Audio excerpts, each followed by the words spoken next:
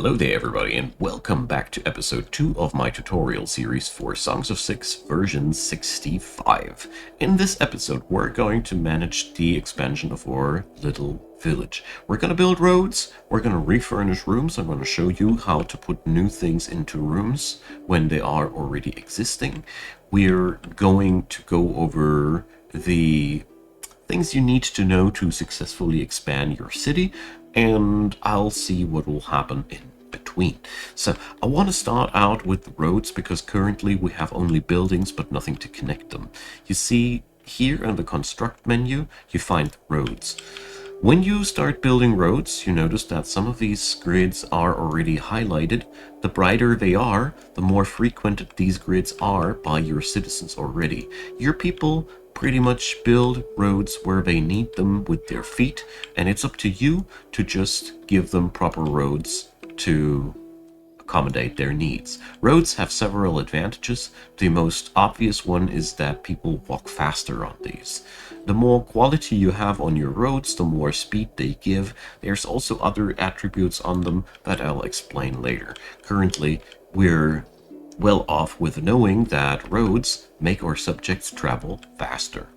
In the last episode, we've set up a lot of food production, so let's see where that got us. When you click here onto the meals menu, there's a bluish shadow heading across the bar here, and that's a very, very good sign. We currently don't have a preview about the production of our farms yet, but that will change in due time. Just when I said it. Funny. Now, you see, this is now the expected yield of our fruit farms and vegetable farms. Mind you, these are daily income ratios. That means these guys here do expect quite a wild harvest. I don't know if it's going to be that good. We'll see about that. But either way, it seems that we have more than enough food to keep our people fed. So that is, for us, enough to know that we can easily pick up more people. When we right-click in here, we see that 3 people are already wanting to join us. I want to talk a little bit about these funky bars today, but only a portion of it. We're going to wet our feet in this area, as this is a very, very important set of information, but it can be quite overwhelming. Now, what's really important to note is that the moment we picked up these immigrants, the loyalty bar goes down. That's because our people dislike immigrants. You know, they don't like new people. As you see there, this bar goes down, loyalty goes down, and the total happiness goes down, as you see here depicted by that green bar. Many factors, like a bajillion factors, go into the total loyalty and happiness of your people. So don't worry too much about that. The new people from today will be the old folk of tomorrow. So what I'm trying to say is the initial spike of unhappiness about new people subsides after a while. But that also means picking up new people for your city should be always taken with consideration, because if your city is currently very unhappy and you decide to pick up 20 new people, you know, riots might happen because of those filthy immigrants. That's how this game works, and it's quite realistic with that, because all that it tries to depict is that your citizens are afraid that everything will collapse now that we have so many more mouths to feed. That's pretty much it, especially with the Crotonians. They're all about food. Now, as you see there, though, we have a really, really big amount of workforce going together, and that's really, really good. And they might be moping about it now, but we really need those workers, and they are just wrong about moping about immigration. Mind you, about another thing, if this bar reaches 0, people won't be getting more unhappy if you keep picking up people. So if you can tank the unhappiness of that thing, you can just basically pick up as many immigrants as you want to for a while without suffering any collapse. This is not a forever stacking mechanic yet. So we got pretty much all we need for now. What we don't have are storage crates. This warehouse is brim filled and we need to change that. Well, admittedly, it is a pretty tiny warehouse, but we can get out a little bit more out of it. So you go over here to this button, that's the refurnish room button. You re-enter the construction menu here again, and it allows you to put in more crates. So we just are now looking for a spot where we can sneak in a few crates more. Want to go for this version. There we go. But like I said, this is a very tiny warehouse, so there's quite some limitations. Also, it's worth noting that these blue squares with the arrows pointing towards them, these must be accessible from all sides. That's what the arrows try to indicate. If they are blocked, or no, don't need to be accessed from all sides. They need to be accessible from one of these 4 sides, as you see here in the corner. Sorry. Sometimes things are a little bit more complicated. Either way, you need to provide access to these things one way or another, otherwise they won't work. Therefore, you can't plug in as many crates as you want to in a tiny building. So generally, I personally build warehouses larger. I just did that here for the sake of demonstration, and at the beginning of the game, it is actually wise to build rather small, because small buildings are done fast, and when you are new to the game, it's super easy to underestimate the amount of workers necessary for several tasks, the amount of time necessary for many things. It's really easy to keep yourself by just being unaware of how complicated or lengthy things are. So keep it small if you don't know that you can't do it large.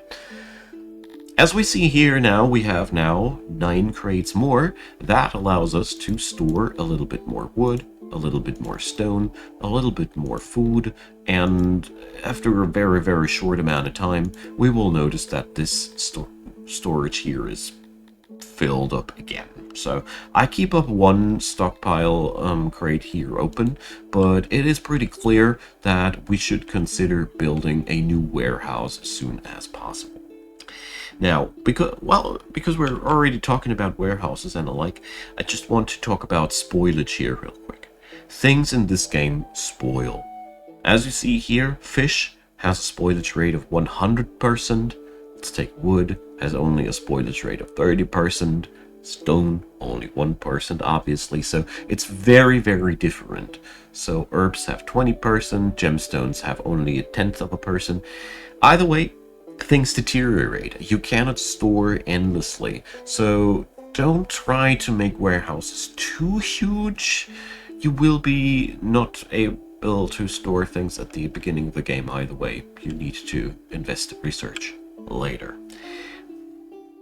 Spoilage works as a yearly number. It's not like stuff spoils immediately, but meat will be spoiled after 1 year. So that means you won't be able to carry meat long around. Other foodstuffs like here fruit or vegetables have lower spoil rates, but as you see here, foodstuff has most of the time a very, very high spoilage rate and is therefore nothing you can store well. So your food overproductions, they don't hurt anybody, but unless you do something else with them, they will just spoil. But that's not a big deal here. Okay, the next step that we're going to do, we're going to crank up the carpenters. We had a very, very low amount of carpenters at the beginning of the last episode, but I will put the number up here as we have more than enough food and everything is working out nicely. I also noticed that I'm lacking a road here. So, I want to take a first dip, like I said, into this screen here. There's several ways to make your people happier. And if your people are happy, you will pull more immigrants into your city. Later in the game, we will be able to care for our own children and grow up our own citizens, but currently, at the beginning of the game, you're completely relying on the outside pull of immigrants. To make more immigrants, you need to make a more inviting city. And these are the information screens that show you what you can do. Here we always see the first screen, the population screen. This gives us information about what makes our population per se happy or unhappy. What's really interesting at the beginning of the game are 2 screens, access and services, because these are the things where we can change the most things. As you see here, services is almost empty, and this bar is kind of like depicting the complete satisfaction of your city when it comes down to all the possible services that the game provides. As we see here, currently we are providing the need for wells, and we are providing the need for hearths. As you see also, these bars are not filled up, so we could create more happiness by building more wells. There's plenty of other things that we can build. We're going to start today with food stalls. As we have plenty of food available, we're going to build a small place where we're going to have food stalls. All these need bars make your city happier if they start to fill, and it's the easiest way to pull more immigrants into your city by trying to fill up these bars first and foremostly. I gotta say, trying to go deep past 70% is tricky. Usually, if your satisfaction ratio is somewhere between 70 and 80%, everything is really good. It's hard to get past these numbers, so don't try to over-tweak it. The wells, though, as we see here, the city certainly could use a second one. Either way, let's go on over to the screen here. Distribution. We are going to build ourselves a food stall now. Here you gotta ask yourselves, where will it be effective? Food stalls are effective where a lot of people are obviously around each and every day. Since we have here the center of our agriculture and or fishery, and soon also our wood cutting, there's also the carpentry here, I think this is a great spot to put up a couple of stalls. You should always try to consider where are a lot of people working, and that is always the ideal spot for your services. Now, you can see when you put up the stalls how many services you got and how many employees you will have to set up there. Try to get as close as possible to even numbers, as 2.5 employees are not a thing. If you notice that you need more room, just expand that thing a little bit. No problem. We're always able to expand these rooms as we are founding them.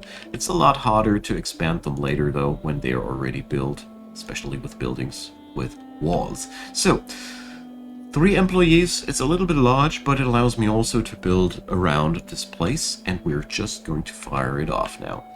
Okay, in the meantime, we are going to get ourselves some, clear all.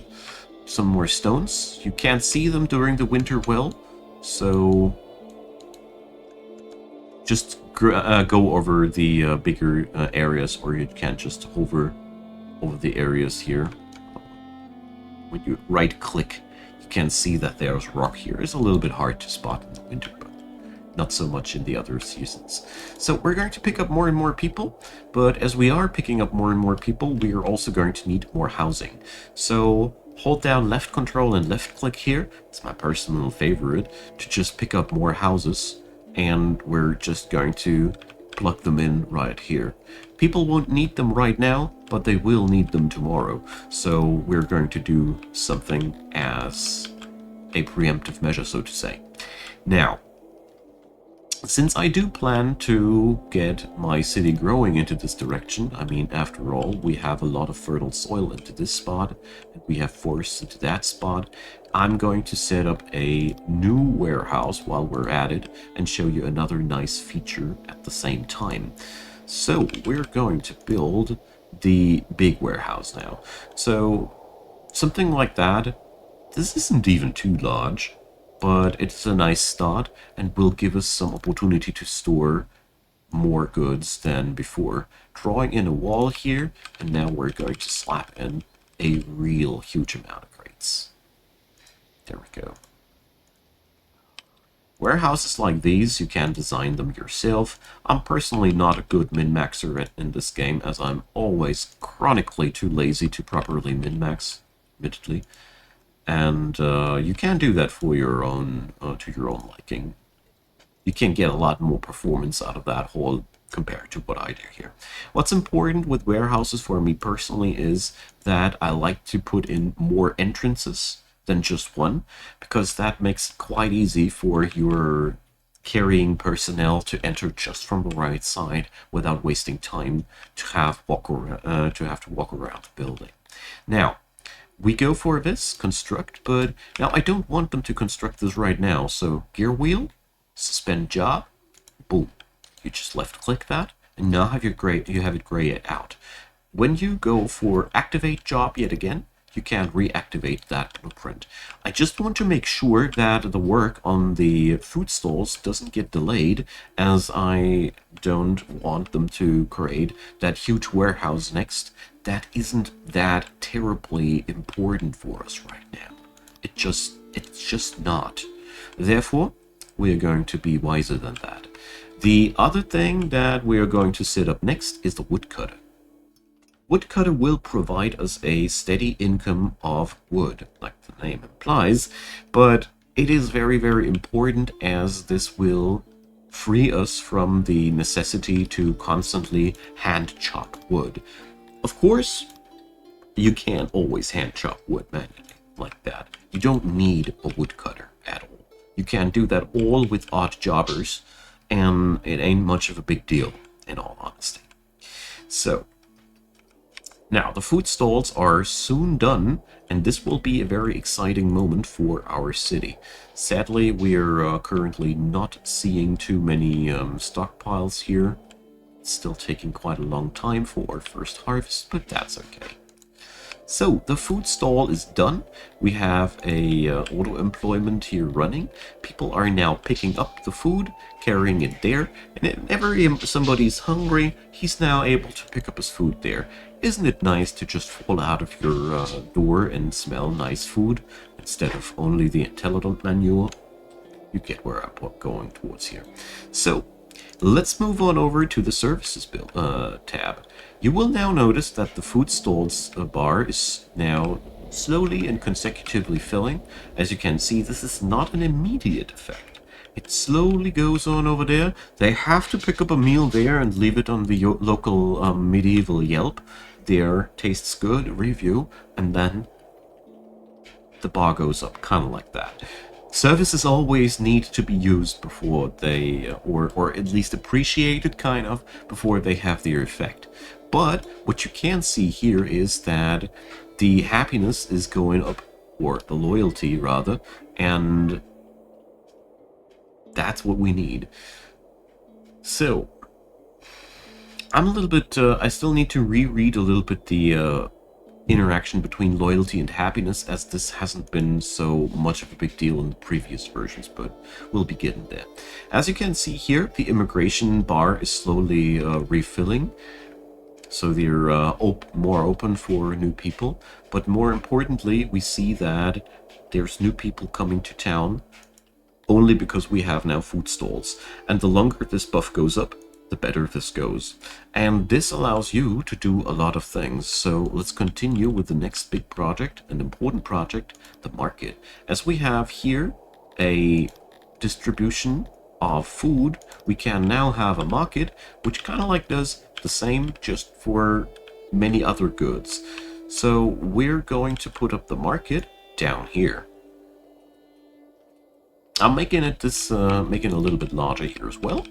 And as we can see here we rack up employees much faster. And this building also needs furniture. So I'm going to put that thing onto construction yet again, and suspend the job for later.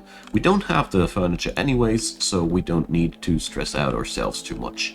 So let's put up a fifth carpenter, hire a couple of people, and we have successfully reached our first rank up.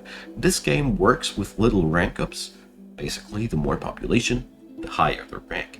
The Emir rank is the one where we, for one, get a little bit of extra help with immigration and happiness, but more importantly, we have finally unlocked research. So we can now build a lab as well, and we should, directly when we have it unlocked, in my opinion. So the lab is, simply put, a crafting area where you put workers in and knowledge comes out. End of the story. There's really not much more about it. So we're going to put our first lab back here. Here again, not making it too small, as we want to have quite some capacity for the future. And here goes the stations. So as you see here, it's again a game of furniture. but it is what it is. And here I try to get in as many workers as possible. Yes, this costs you quite a lot of furniture, but the thing is, a research area without a lot of researchers is pretty worthless. So here again, suspending the job because I want to decide for myself which projects are actually really important and which are not. So we are going to go for the next big project, and that's the woodcutter. So the woodcutter is also costing furniture, and that's, in my humble opinion, the reason why I have put this guy up front, because I want to make sure that we are capable of feeding this beast first, as the woodcutter is darned important. So I'm picking the smallest storage here, because I want to be as low cost as possible. But it ain't easy. We have to invest quite a lot. There we go. So 50 pieces of furniture are necessary for the woodcutter. And this is... whoopsie. As you see here, we have now a lot of different projects that require a lot of furniture. We will be not able to sustain all these needs, so it's time to pump up the workload of our carpenter here as well. We're going to set in a couple of workbenches extra here to make sure that we have now 27 workers available at this place. And we're going to fit in the necessary auxiliaries, of course, as well. Boom, 100% efficiency. We could produce now 20 pieces of furniture a day if we had the extreme amount of workers that this would require. I'll be setting this up as the very first project that we need, as I think we totally need to go there first. So, let's see, in 5 days we'll have our first harvest, which is pretty good, as we only have 6 more days of food available. Really important for us. Alright, checking out that the carpenter is finished first. And with this suspension system, you can easily make sure that you don't accidentally build buildings that aren't as important yet.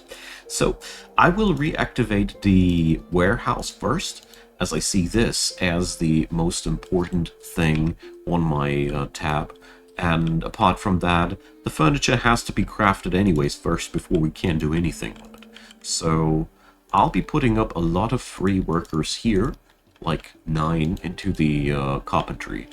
In this game, especially in the early game, I strongly recommend you to micromanage your workers, as this is one of the best ways to make sure that you get the work done where it actually is needed. As currently we need a high amount of furniture. Later we will be needing something else. Well, don't forget about that. You will always need a ton of furniture. But that's a different story. So in the meantime, our warehouse is getting constructed. As you see here, this beauty will require 516 pieces of wood, which is quite a lot. I'm not picking up new people right now, as I want to wait for my first harvest. I mean, sure, it is clearly predicted, but I am a mistrustful person. When it comes down to numbers like these, I like to check them before I believe them.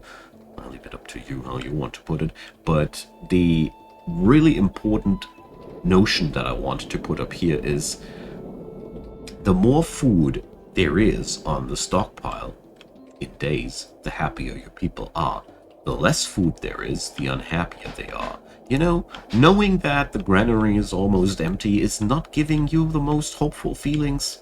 It's just no good vibe news, you know?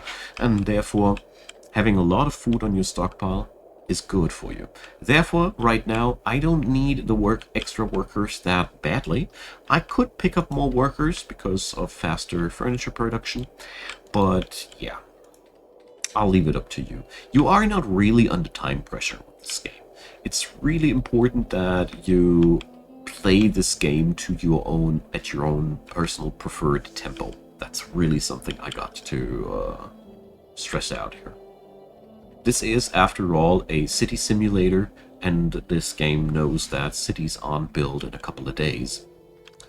Now, the harvest is in. Let's check it out.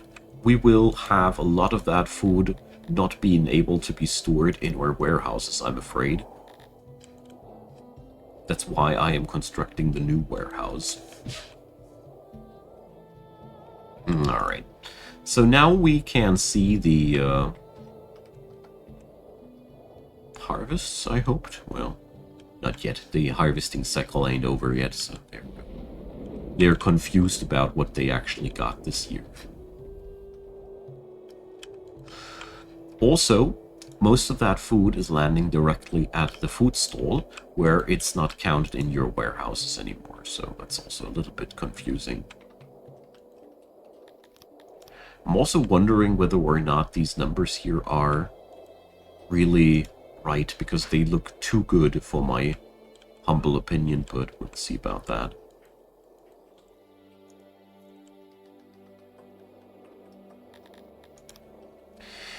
So, yeah, I don't really trust these numbers.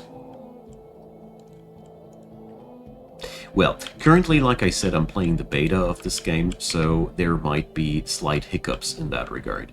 But I will introduce another really cool tool that you can use, and that's the Hunter. The Hunter is a really nice early game food producer, and we're going to rely on him. The problem with the Hunter is just very simply said, it's another building that wants your furniture. And as you see there, furniture is just, well, yeah. I don't think I need to say any further words about furniture and the early game. So we're going to put up a couple of butcher tables and a couple of utilities. And as you see here, utilities are quite heavy in furniture cost, but they are also a sort of a necessary evil. Otherwise, our production wouldn't be that good. But if we now would employ 8 hunters in there, we'll have a really high food production. I don't know. I was thinking that these numbers were way too high to begin with. So, well.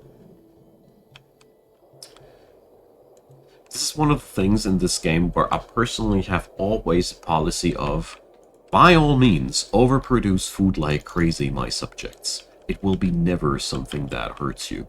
So here we're going to suspend the warehouse job yet again, so I can make sure that the resources will be flowing to the hunter's place as hard as we can. We will, though, have to fast forward quite some time, because, yeah, well, there's quite a lot of things that we need to do. Also, we can just shift left click the fruit farm, shift left click the veg farm, and just produce 2 news. You know, why not? We have the time, we have the resource, and cranking up the food production, like I said, is never a bad thing. Because the worst thing that can happen to you when you have too much food production is that you will have food rotting on the fields. That's literally the worst thing that can happen, and that doesn't kill anybody. On the other hand, you get what I'm trying to get towards to, how things are when you don't have enough food. But for now, I am eager to pick up a lot of extra workers, as I want to have a lot of carpenters. As you see here, I'm really funneling a lot of workforce in here. This is not a thing that I will sustain like that, but in the early phase of your city buildup, you will be so in high demand of carpentry that, well, that's that. Personally, to put the episode to an end, I strongly recommend to funnel your starting furniture into a hunter. If you are low on food, you don't need to build a mega hunter like I did here. Just go for the minimal setup where you just have, for starters, 1 work table with the necessary auxiliaries, because that costs you a lot less furniture. Here, I feel like we are in a very stable situation, so I figured that I shouldn't have any bigger problems going for a sassy approach like that. Anyways, my good friends, we're going to go over the future of this fine little city in the next episode. I will see the completion of the Hunter between the two episodes, because it'll be mostly a waiting time for the furniture, and I'll be prepping up that a little bit.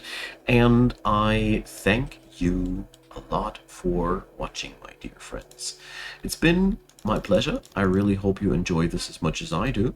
And we're going to continue next episode with research and other expansions. But I think you should have already a pretty good basic understanding of how this game works and what is up ahead of you.